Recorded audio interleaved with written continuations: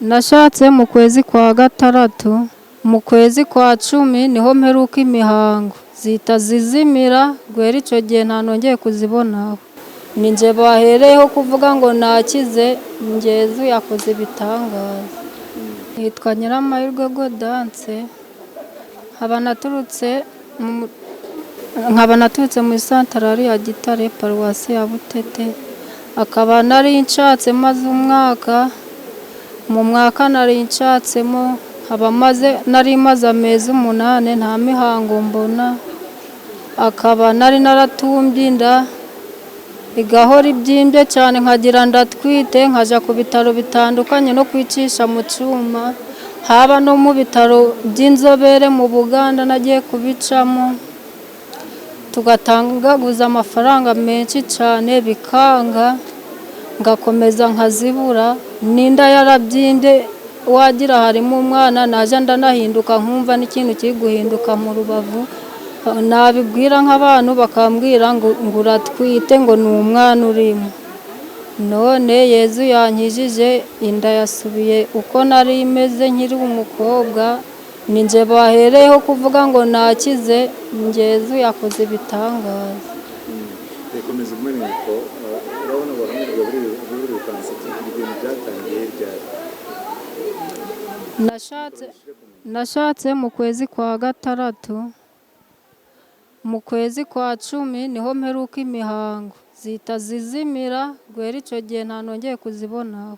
Ndyimba n'inda ije imbere cyane nk'iyo umuntu utwite, ngahora mu bitaro, abaganga bakambwira ngo noye mbese ko turi ko nawe agira uratwite akaba udatwite turi kuyibura, byagenze gute?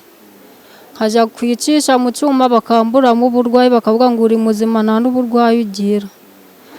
None nari naje indana n'ubundi tumbye, ngahora ndumva indiremereye cyane. None inda ndi kumva yoroshe, iyi nyango itandemerereye.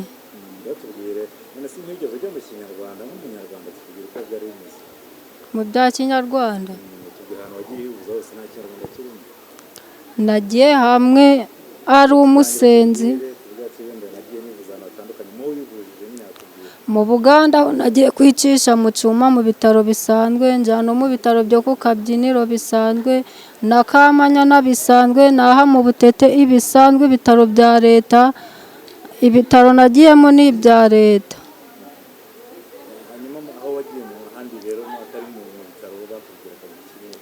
Barambwiraga ngo barandoze, ngo nshaka amafaranga, ngo bandoze ngo ibintu ngo by'amahembe, ndayabura amafaranga sinajayo, ngo 400.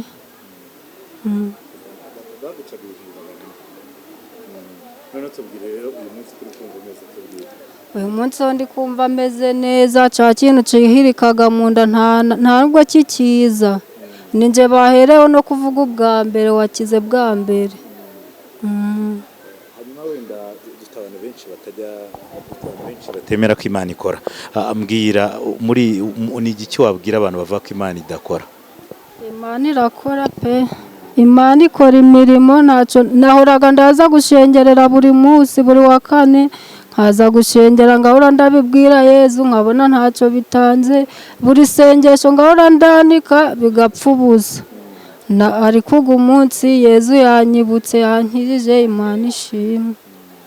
Urumva mu nda hameze gute rero? Hameze neza, haroroshe, ubo cya kintu cyanyirukagamo ntacyo. Cyagerago kigahita kibyimba, indi gahita igera nk'ino.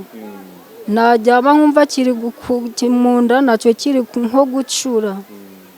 Abo mbibwiye bo mu rugo bakambwira ngo burango ninda, ngo bayikuzirikiyeho, bakandangira abaganga batandukanye benshi cyane, sinabajamo ndirorerera.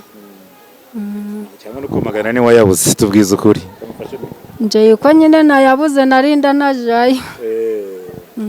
Hanyuma nta mwana ufite? Ntawe, ni umwaka umushize nshatse. Nyuma yo gukira urumva witeguye kubyara? Tubwire nyine. Niteguye kubyara. Urumva wakize neza? Urakoze, kandi turifuza ko Imana izagukiza ukagaruka gushima ufite uruhinja. Urabyizeye? Ndabyizeye. Mbyizeye neza bitewe n'uko inda yahoraga ibyimbye akaba ubu inda yongeye gusubira uko yari imeze. Ubu witeguye rero kuzaza ufite uruhinja? Iyi ndabyiteguye. Ikindi gihe nk'iki ngiki Imana izaguye kubyara sibyo? Harya wambwiye ngo witwa? Nyiramahirwe Gaudence. Waturutse?